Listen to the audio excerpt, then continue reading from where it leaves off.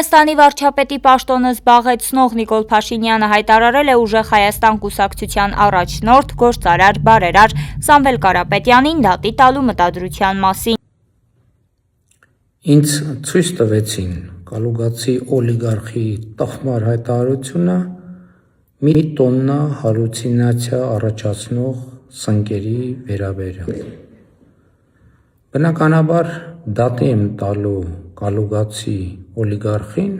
Արձագանքելով Փաշինյանի հայտարարությանը Սամվել Կարապետյանը հիշեցրել է, ինքն ասել է, նա նման ինֆորմացիա ունի, ես ասացի նման ինֆորմացիա ունեմ, ասացի ենթադրում են, քանի որ նա իր երազները պատմում է, նման տպավորություն ունեմ, եթե դատի է տալիս տպավորությունների համար, դատարանում ես իմ տպավորությունները նորից կպատմեմ, ասում է Սամվել Կարապետյանը։ Հիշեցեք, որ ասուլիսի ընթացքում Սամվել Կարապետյանը վկայակոչելով իր ունեցած տեղեկությունները հայտնել էր, որ Փաշինյանը Չինաստանից 1 տոննա հալյուցինացիա առաջացնող սունկ է բերել։ Կառավարության ճեպազրույցներից ու ԱԺ ամբիոն բարձրանալուց առաջ նա հենց այդ սունկն է ուտում։